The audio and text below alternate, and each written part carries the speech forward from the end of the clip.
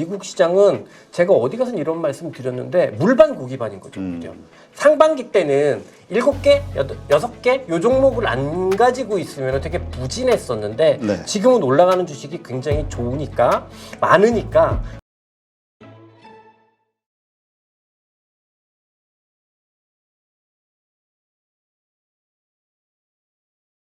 네, 오늘 모신 분은 전 KB증권 프랍 트레이더셨죠? 주식왕 찐샘 대표이신 김진 대표입니다. 안녕하세요. 안녕하십니까. 네.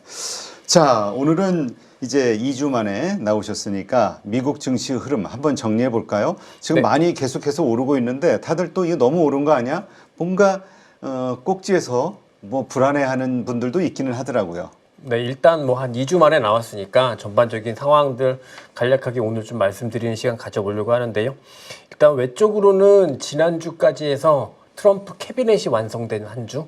그러니까 트럼프의 그 내각 수장들이 임명이 되면서 증시도 관련한 일들이 있으면 조금 움직이기도 했고 그런 게 있었던 것 같습니다. 뭐 라마스와미 그다음에 일론 머스크가 생전 듣도 보도 못한 그 정부 효율화부 뭐 이런 것들 만들어가지고 시장이 막 또 테슬라가 움직이기도 하고 뭐 그랬던 것 같고요. 또 금융시장에 가장 영향을 많이 준 거는 그래도 아무래도 재무장관인 스캇 베센트가 임명되면서 이전까지 인플레이션 위험 있는 거 아니야? 뭐 이런 확대 재정 위험 있는 거 아니야? 이런 것들이 아니다. 균형 재정으로 바뀌겠구나. 이런 생각의 변화들이 나오면서 스캇 베센트 임명 이후에 계속해서 높은 레벨을 유지하던 금리는 좀 하락으로 전환되는 모습이었고 금리가 하락으로 전환되면서 달러 지수도 안정을 찾고 뭐 그런 흐름들이 전개됐던 것 같고요. 주식시장은 계속해서 사실상 계속해서 랠리 상황으로 보여집니다. 그리고 이제 엔비디아 실적 전까지는 또 조금 약간 소강 상태였었거든요. 근데 엔비디아 실적 이후에 다시 또 오히려 종목의 숫자가 더 상승하는 종목의 숫자가 더 증가하면서 굉장히 좋은 분위기가 미국 시장은 이어지고 있는 상황이다. 이렇게 이해하시면 될 것 같습니다. 네. 일단 11월 FOMC 의사록이 발표가 됐죠. 연준의 그 통화 정책 어떻게 될 것이냐, 금리 인하를 한 번 더 할 수 있을 것이냐, 이 의견들이 좀 많이 있던데 어떻게 보시나요? 일단 가장 의구심은 연준에 대한 생각보다 우선은 뭐 파월이 잘릴까 안 잘릴까 뭐 그것도 걱정인 것 같고 그다음에 기본적으로 이제 트럼프가 가지고 있는 정책이라는 게 인플레이션을 유발하는 정책이니까 기본적으로 연준 입장에서 보면은 금리를 인하하는 정책에 상당한 부담이 있는 것 같는 그건 맞는 것 같고요. 근데 요 부분을 제외하더라도 이번 주에 발표됐던 PCE 물가 같은 걸 보면 뭐 물론 이렇게 쇼크 수준으로 또 높게 나온 건 아닙니다만 물가 수준을 보면 와 이게 미국 물가가 좀처럼 빠르게 안정되고 있지는 않구나 이런 것들을 재확인할 수 있었고요. 또 거기에 고용 관련한 보고서들 이런 보고서들도 굉장히 좋아요. 그러니까 이 트럼프 정책을 제외해도 물가도 빠르게 안정이 안 되고 그다음에 고용 시장도 견조하고 이런 흐름들이 있으니까 연준 입장에서는 50bp로 세게 한번 시작을 했는데 그 다음에 되게 난감한 상황인 것 같고 그런 난감한 느낌들이 직간접적으로 의사록에 고스란히 표현이 됐던 것 같아요. 제가 의사록을 보면서 가장 인상 깊었던 부분은 저는 점진적인 금리나 이거보다는 나 중립금리 이걸 어떻게 설정해야 될지 잘 모르겠어 이렇게 얘기하는 게 굉장히 인상 깊었거든요. 사실 중립금리라는 거는 이제 좀 생소한 개념이니까 다시 한번 설명을 드리자면 물가를 자극하지 않고 경기를 뜨겁게 만들지도 않고 차갑게 만들지도 않는 그런 자연금리를 중립금리라고 얘기하는데 이 중립금리라는 게 사실 명확하게 딱 떨어지는 금리가 없거든요. 네. 어디서 이게 중립금리는 여기서 가격이 거래가 될 거야 이런 게 있는 게 아니기 때문에 통화정책을 하는 이 통화정책론자들이 추측해서 중립금리가 대충 이 정도다 이렇게 설정하는 거란 말이죠. 네. 근데 보통 한 1년 전만 하더라도 많은 연준위원들이 중립금리를 한 2% 내외 정도로 설정을 했었는데 네. 지금 이게 이제 한 3% 내외까지 올라와 있거든요. 한 1년 사이를 보면. 그럼 그걸 보게 되면 확실히 미국은 성장성도 좋아지고 경제 성장률도 좋아지고 대신에 물가도 높고 이런 상황으로 변해 있는 것 같기는 합니다. 근데 우리가 중립금리를 왜 계속 이야기를 하냐면 이 레벨이 결국은 최종적인 금리 인하 폭의 종착지 정도로 생각을 하고 하면 되거든요. 연준 위원은 지들이 생각하는 중립금리보다 높게 금리를 설정하면 긴축적이라고 생각을 하는 거고 중립금리보다 낮게 설정을 하면은 완화적인 통화 정책을 하는 거잖아요. 그럼 지금 금리를 내리고 있는데 중립금리가 올라가는 거니까 어느 시점에서 이렇게 만나겠죠. 그렇죠. 만나는데 이게 아마 50bp 처음 인하했을 때처럼 빠른 속도의 금리 인하 그리고 큰 폭의 금리 인하 가능성은 좀 점점 뭐 트럼프 때문이기도 하고 아니면 트럼프를 제외하고서라도 경제 상황 전체를 보면 요 흐름이 점점 바뀌고 있는 것 같아요. 그래서 12월 인하 가능성은 그래도 의사록 나오고도 페드와치에서 보면 한 60% 내외까지는 유지하는 것 같거든요. 12월 인하 가능성이. 그러니까 12월까지는 괜찮을 것 같은데 원래 사람들은 3월부터 금리 인하 속도가 좀 늦춰질 거야 이렇게 생각을 했었는데 이게 1월부터 좀 금리 인하 속도가 바뀌지 않을까 쪽으로는 시장의 의견이 바뀌고 있는 것 같습니다. 그래서 파월 입장에서 보면은 자기가 어떻게 될지도 잘 모르겠고 그다음에 시작한 통화 정책이 내가 지금 올바른 길을 제대로 가고 있는가에 대해서도 여러 사람들과 고민에 휩싸인 상황처럼 물론 뭐 엄청 훌륭하신 분들인데 제가 이렇게 평가하긴 그렇습니다만 뭐 그런 상황으로 저는 보여집니다. 네. 자, 이제 아무래도 트럼프 시대를 대비를 해야 될 것 같은데 지금 이제 내각 장관들 임명이 계속 되고 있죠. 좀 특징이 있을까요? 일단 여기 좀 되게 재미난데요. 트럼프 1기하고 트럼프 2기의 내각의 가장 큰 차이점이 뭐 저도 언론 기사를 보면서 알게 된 부분입니다만 가장 큰 차이점이 충성심이라 그러더라고요. 1기 때는 보면 내각이 정치적 경험은 별로 없어도 각 분야에 되게 전문성 있는 사람들을 임명을 했대요. 근데 이 전문성 있는 사람이라고 하면 지가 잘난 줄 알잖아요. 그렇죠. 그래서 이렇게 임기 후반이 되면은 트럼프한테 하도 개겨가지고 내부적으로 약간의 좀 사실상 문제가 많았던 부분이 있는데 그래서 그런지 이번 트럼프 2기 같은 경우에는 굉장히 이제 충성심 중심으로 그렇게 이제 인선이 됐다고 합니다. 그래서 사실 굉장히 문제가 있는 인사들이 내각에 지금 임명되고 있는 상황이거든요. 실제로 요새 이번 트럼프 2기처럼 엄청난 자질 논란을 가지고 있는 내각이 없는 것 같아요. 보면 공화당에서도 심지어 공화당에서도 국방부 장관이랑 보건복지부 장관이랑 교육부 장관 임명자들은 이 상원을 통과할 수 있을까? 이거에 대해서 의구심을 가지고 있어요. 근데 이유가 뭐야? 이렇게 봤더니 또 이유가 굉장히 난잡합니다. 뭐 성스캔들 그리고 그다음에 뭐 보건복지부 장관은 이런 얘기를 했었다 그러더라고요. 코로나 백신을 맞으면 우울증 걸린다. 그런 얘기를 예전에 했어가지고 야, 이 사람이 보건복지부 장관이 된다고? 이게 전문성이 있어? 뭐 이런 얘기들도 있고 교육부 장관은 아마 대표님 혹시 그 프로레슬링 좋아하십니까? 어렸을 때 좋아했죠. 그 WWE의 그 수장이 맥마흔이라는 사람이잖아요. 그 사람 마누라입니다. 교육부 장관에 임명된 린다 맥마흔. 아니면 누구의 마누라는 뭐 중요하지 않고 어떤 사람인데요. 근데 이분이 여자인데 이 맥마흔이란 신랑이 지금 성 스캔들로 고소 들어가 있는 게 한 8건 정도가 있대요. 그래서 이번처럼 이렇게 논란 많은 뭐 캐비넷은 처음인 것 같다. 이런 게 이제 미국 현지의 기본적인 이야기인 것 같은데 요거는 저는 뭐 사실 이건 미국 사정인 거고 이제 경제팀을 우리 입장에서는 생각을 해봐야죠. 근데 경제팀 생각해보면 결국 중요한 거는 재무장관의 스캇 베센트 그리고 상무장관의 하워드 루트닛 이 두 사람이 투톱이라고 볼 수 있는데 특히나 중요하게 여겨지는 사람이 이제 스캇 베센트인데요. 우리가 앞으로 이제 미국 시장 관련한 이야기를 들으시거나 하실 때 많이 듣게 되실 정책일 수도 있을 것 같습니다. 뭐냐면 333 정책이거든요. 근데 이 333 정책을 트럼프에게 조언한 것으로 알려진 사람이 이 재무장관으로 임명된 스캇 베센트인데 이 333 정책이 뭐냐면 재정 적자를 GDP의 미국 GDP의 3% 이내로 관리하겠다. 그다음에 두 번째 3이 뭐냐면 네. GDP는 3%대 가겠다. 그다음에 세 번째는 뭐냐면 원유의 생산량, 미국 내 원유의 생산량을 하루에 300만 배럴 이상으로 유지를 해서 물가를 안정시키겠다. 네. 요걸 이제 333 정책이라고 하는데 요거를 조언한 사람이라고 합니다. 그러면 기본적으로 정부가 균형 재정, 확대 재정이 아니라 균형 재정을 할 거고 그러면 정부의 씀씀이가 줄어야 될 거기 때문에 아무래도 우리한테는 직접적으로는 최근에 이제 반도체 약세를 만들었던 IRA 보조금 축소 뭐 이 가능성이 되게 높아진다고 네. 볼 수 있겠고요. 그다음에 미국 시장 입장에서 보면 이 양반이 헤지펀드 출신이잖아요. 그렇죠. 헤지펀드를 설립한 사람이고 성소수자기도 합니다. 근데 근데 월스트리트에서 인망이 되게 높은가 봐요. 그래서 아무래도 이제 미국 금융 회사들한테는 되게 좋은 규제 완화들을 마음껏, 그러니까 이 사람의 정책 중에 핵심은 뭐냐면 원유를 많이 풀어서 물가를 잡고 대신에 법인세를 인하해 주는데 규제를 막 풀어서 기업들이 성장을 잘할 수 있게끔 해주는.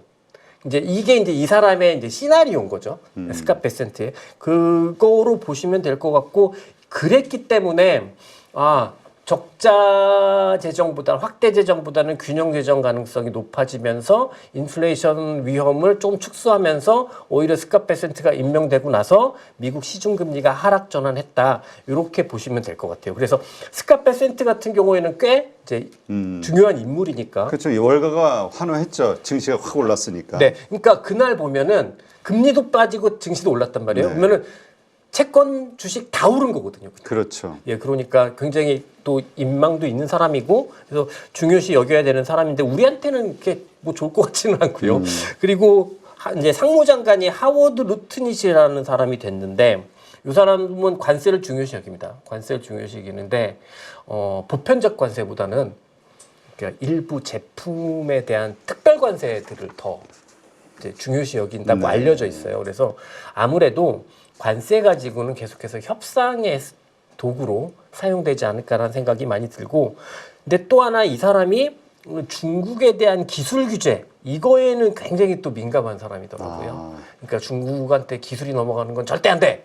뭐 이런 류의 그 생각을 가지고 있는 사람이라서 전반적으로 미국 입장에서 보면은 나쁠 게 없어 보입니다만, 이 경제팀만 놓고 보면은 능력도 있는 분들이고 많이 아는 사람들이고 그래서 나쁠 게 없어 보입니다만, 미국 외 주변국 입장에서 보면은 일단 이제 본격적으로 뚜껑이 열리고 본격적인 협상이 시작되기 전까지는 진짜 막 엄청난 소음들에 계속 시달릴 것 같아요. 얼마 전만 해서 그냥 그 정부 효율화부의 수아마미 이 아저씨가 그 괜히 IRA 보조금 폐지 이 얘기 한마디 했다가 우리나라 반도체 우르르 밀리고 막 그렇죠. 이런 일이 벌어지잖아요. 그러니까 좀 안타깝지만 뭐 현상이니까 그런 일들이 앞으로 계속해서 나타날 것 같고, 트럼프 내각은 충성심을 중심으로 짜진 내각이기 때문에 일단 최소한 뭐 한 1, 2년 동안은 트럼프가 원하는 정책이 강력하게 추진되면서 우리 같은 주변국 입장에서 보면은 굉장히 힘든 날이 나타나지 않을까 이런 가능성이 있고, 미국 입장에서는 반대로 규제 완화 뭐 이런 것들이 있으니까 좀 기대해 볼 수 있는 상황. 너무 뻔한 얘기인데. 네. 하여튼 뭐 아메리카 포스트 이게 아마 정말 강하게 내년도에 일어나지 않을까 생각이 되는데, 자 어쨌건 지금 증시 뭐 이러저러한 말씀하신 이유들로 인해서 더 지금 트럼프 랠리가 펼쳐지고 있다 이렇게 표현할 정도로 좋은 흐름인데, 좀 특이한 점은 이제까지의 주도주였던 그 M7 미 빅테크 기업보다는 중소형주가 튀어오르는 것 같아요. 또 테마를 이루면서 머스크와 관련된 테마라든가 어떻습니까? 현재 미국의 어떤 주도주라고 할 수 있는 것들 한번 좀 이렇게 분석을 해봐 주시죠. 네, 일단은 뭐 오늘 제가 나오면서 오늘도 우리나라 장이 워낙 안 좋으니까 이참이라도 미국 시장 조금 더 관심 가져 보시라고 그 차원에서 더 이제 종목들 좀 말씀을 드려보려고 하는데요. 사실 제가 이제 2008년부터 해외 투자를 시작을 했거든요. 기관 투자가인데, 근데 많은 분들이 제가 이제 해외 투자를 할 때 다 욕했습니다. 한국 거나 잘해라. 네가 뭘 안다고. 그리고 또 제가 2008년, 2009년부터 어떤 기관 투자자들 중에서도 가장 앞서서 해외 투자를 본격적으로 하다 보니까 너 영어를 되게 잘하나 보다. 혹은 유학파? 뭐 이렇게 하는데 저는 영어도 잘 못하고 순수 오리지널 국내파입니다. 그럼에도 불구하고 하다 보니 사실 그렇게 어렵지 않게 해외 투자를 할 수 있었거든요. 그러니까 그런 방법들을 좀 중심으로 오늘 말씀을 드려보려고 하고, 제가 늘 다 많은 분들께 말씀드립니다만 저도 하는데 여러분들이 못하실 이유가 하나도 없다 이런 생각을 해요.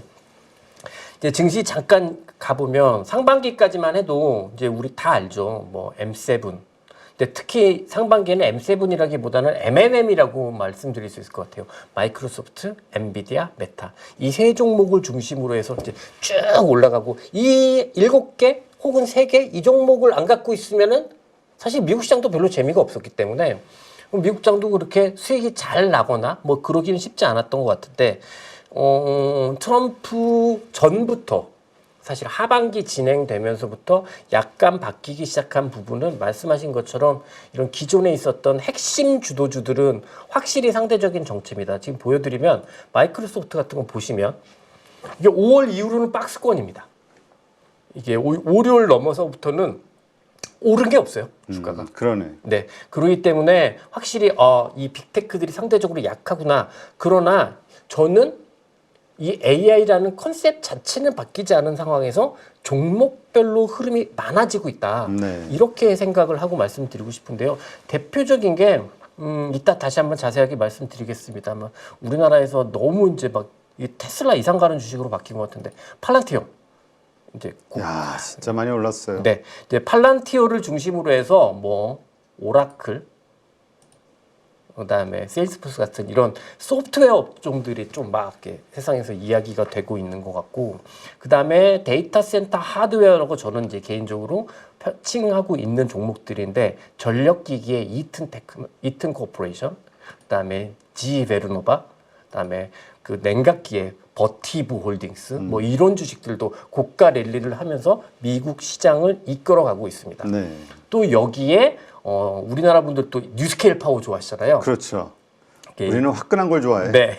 변동성 심한 거. 예. 그래서 이렇게 그 소형 원자로 뉴스케일 파워, 뭐 탈렌 에너지, 그리고 BWX 테크놀로지 같은 이런 소형 원자로 원전 관련한 주식들도 이렇게 지금 막 랠리를 이끌어내고 있는 상황이고요.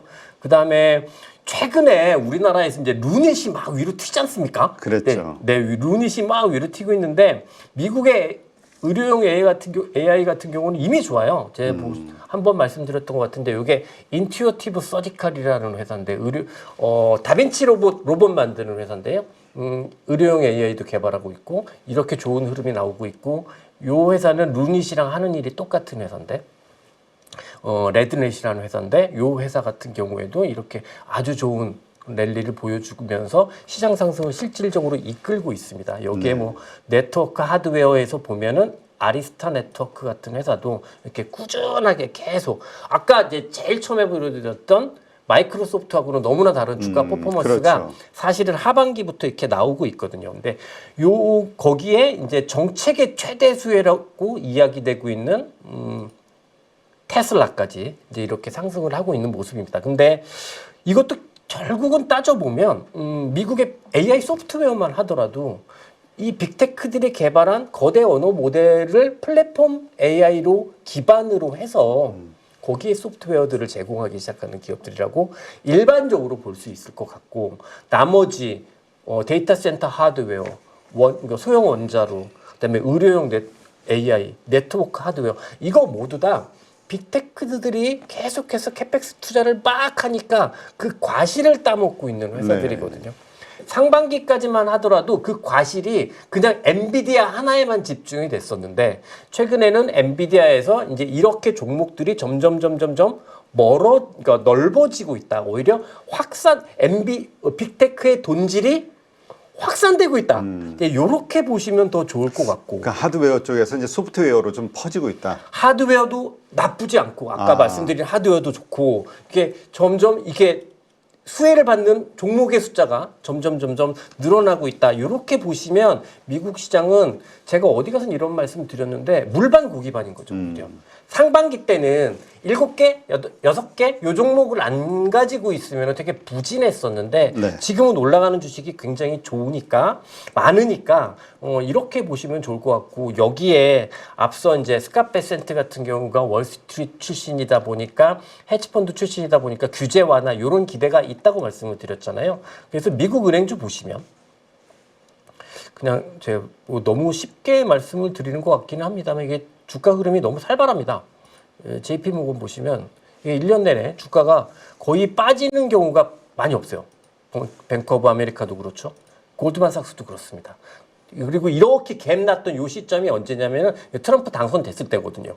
그러니까 규제 완화에 가장 수혜를 받고 있는 은행주도 일종의 이제 미국 시장의 상승을 실질적으로 이끌고 있는 섹터다. 이렇게 보시면 될 것 같아요. 특히 바이든 때 보면 미국 그 M&A 관련한 규제들이 되게 많았었거든요. 네. 근데 그게 아마 스콧 베센트가 임명되고 나면 이 규제들이 철폐될 것 같아요. 근데 은행 입장에서 돈을 한 큐에 진짜 많이 버는 거는 이게 조그맣게 소매 장사에서 돈 버는 거 아니거든요. 근데 대형 M&A 한두 건 딱 해서 거기서 피 받는 게 가장 크기 때문에 수익성 입장에서 보면은 엄청 좋아진다라고 일단은 생각할 수 있을 것 같습니다. 근데 그러면 이제 저는 해외 주식 되도록이면 많이 하셨으면 좋겠습니다 말씀드리는데 그럼에도 불구하고 이렇게 종목 하나하나 잘 모르는데 이거 하기가 어렵지 않냐 이렇게 생각을 하시는 분들도 계세요. 사실 해외 주식을 이렇게 종목 하나하나 단위로 이렇게 딱 접근하신다고 하면 해외 주식 아직도 어렵죠.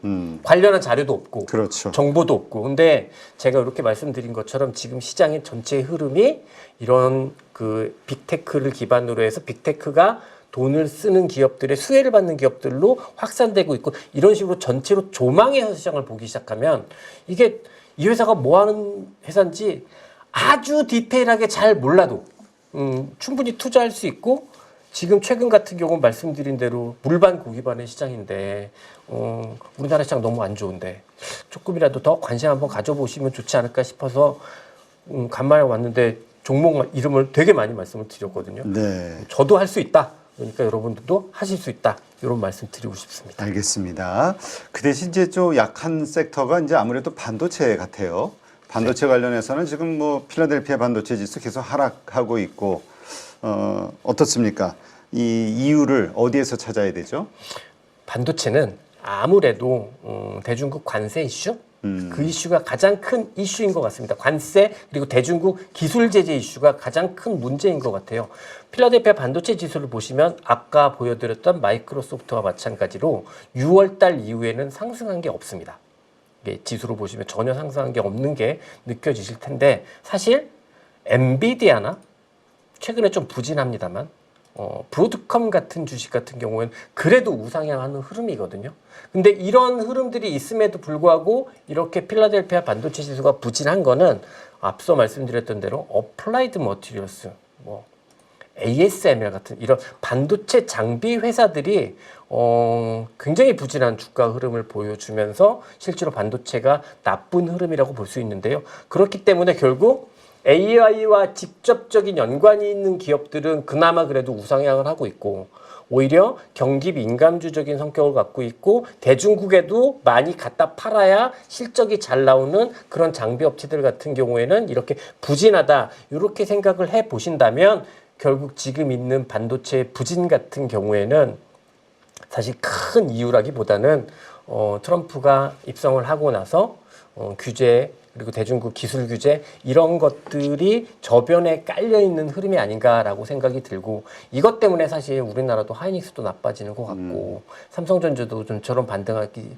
힘든 것 같고 한미 반도체도 그렇게 되는 것 같고 라는 생각이 많이 듭니다. 그리고 당분간은 또 그러면 앞서 보여드렸던 엔비디아나 브로드컴 같은 AI와 직접적인 연관이 있는 핵심 반도체를 제외하면 조금 반도체 전반적으로는 좀 보수적으로 볼 필요가 있지 않을까 이런 생각도 말씀드릴 수 있을 것 같습니다. 네, 알겠습니다. 하여튼 뭐 미국이 흔들리다 보니까 한국도 반도체주 흐름이 너무 안 좋아요. 그렇습니다. 네, 하이닉스도 그렇고 삼성전자도 그렇고. 자, 그런데 어쨌건 이 약한 이 반도체주 내년 1분기 이때부터는 좀 좋아질 것으로 예상을 해도 되나요? 지금 시장의 흐름은 어때요? 그 컨센서스는? 애널리스트들은 항상 좋다고 얘기하잖아요. 좋다고 그러지. 예, 절대 나쁘다고 얘기하지 않잖아요. 지금이 항상 맞아. 매일 가장 힘든 구간이다. 뭐 이렇게 얘기하고 있는데 실제로 저는 그렇게 생각합니다. 메모리 반도체 장비 이런 거는 결국은 경기 민감주적인 성격을 가지고 있고요. 네. 근데 트럼프가 당선이 되고 나서 이제 일반 제조업체들이 본격적으로 투자를 하게 되면 그러면 조금은 더 개선될 여지가 있다. 근데 그 안에서 우리나라가 트럼프 정부와 반도체를 가지고 딜을 잘 쳐야죠. 딜을 잘 쳐서 우리나라 반도체가 미국과의 무역 관계에서 그리고 대중과의 무역 관계에서 크게 훼손이 없도록 딜을 잘 칠 수만 있으면 반도체한테 기회가 있을 수 있다라는 생각이 최소한 회복을 해주는 기회는 있을 수 있다 생각을 하는데 만약에 그 딜을 못 친다라고 하면 조금 그런 생각이 듭니다. 전 사실 최근에 트럼프가 조선 달라 그러잖아요, 우리나라한테. 예. 조선 달라 그러잖아요. 그러니까 조선도 지금 2차 전지 반도체 꼴 날까봐 네. 걱정이에요. 그러면 조선을 레버리지 써서 반도체라도 반도체 2차 전지를 챙길 수도 있죠. 그러니까 이게 한국에서 잘 협상을 해야 되는데. 네. 그런 딜을 잘 치기를 저는 기대하고 소망합니다. 네, 알겠습니다. 자, 우리 예상 밖의 그 금리 인하가 금통위에서 결정이 났어요. 그래서 깜짝 인하라고 표현들을 했는데, 이것이 오히려 외국인들의 매도를 불러일으키지 않을까 걱정하는 시각도 있고, 그나마 어려운 이 금융시장에 좀 숨통이 터지지 않을까 기대하는 것도 있고, 어떻게 보세요? 일단 그 금리 인하 이야기가 나왔을 때 우리가 연준이 이제 금리 인하 처음 한다고 할 때 저는 사실은 동의는 안 했습니다만 일각에서 이런 이야기 있었죠. 금리 인하를 하면 지금부터 증시는 빠질 거다. 그리고 나서 한참 지나고 나서 증시가 오를 거다. 그런 경계성 멘트들이 되게 있었습니다. 근데 실제로 미국은 금리 인하하고 나서 빠지긴요. 그냥 위로 날아올랐죠. 그랬죠. 근데 그거는 뭐냐면 통상적으로 금리 인하를 하고 주가가 빠지는 성격의 금리 인하 성격이 아니라 약간 보험성 금리 인하 성격이었기 때문에 그런 거다라고 볼 수 있는데 어저께 깜짝 금리 인하를 했는데 이거는 굳이 용어로 붙이자면 리세션 컷이라고 해서 이제 정말 리세션이 걱정되기 때문에 금리를 인하하는 거거든요. 근데 리세션이 걱정돼서 금리를 인하하면 장이 빠집니다. 네. 그러니까 사실 연준에서 금리 인하한다고 할 때 조금 시장에 대해서 약간 시니컬하게 보수적으로 보셨던 그 성격의 내용이 지금 우리나라한테 적용될 수도 있겠구나라고 생각이 들어서 어저께 사실 깜짝 금리 인하 소식을 보면서 저는 오히려 조금 더 걱정스러웠던 부분이 아닌가. 그리고 또 하나는 이 부분이 있습니다. 금리 인하하는 거 그래도 좋아요. 왜냐하면 네. 경기가 힘들고 어려운 상황이기 때문에 경기를 방어해 주기 위해서 통화 정책을 완화적으로 쓰는 건 분명히 좋은 일이라고 생각을 하는데 통상적으로 금리를 인하한다고 하면 이거는 확대적인 재정 정책을 같이 써야 되거든요. 그러니까 재정 정책도 쓰면서 통화 정책을 완화적으로 금리 인하를 해줘야 실질적으로 뭔가의 경기에 숨통이 트이는 일이 발생을 할 텐데 지금 보시면 우리나라는 기본적으로 정부 재정이 확대 재정이 아니라 균형 재정이고 계속해서 정부의 재정은 축소하는 쪽으로 재정 적자는 축소하는 쪽으로 방향을 잡고 있는 거거든요.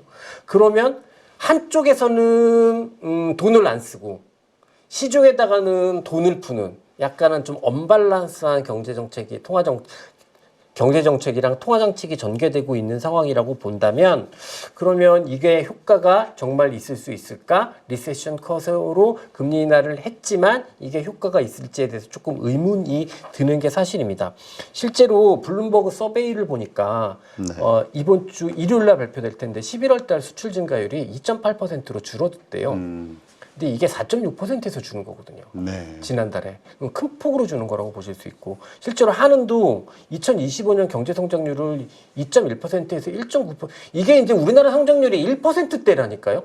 그러게 이게 이제 우리 인플레이션 따지고 보면 이제 역성장 하는 네. 거죠. 그러니까 마이너스 성장. 그렇습니다. 그러니까 이거를